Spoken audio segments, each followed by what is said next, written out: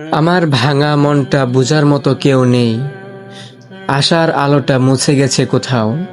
শুধু একা একা পথ চলি, যেখানে সুখের ছায়া কখনো এসে দাঁড়ায় না।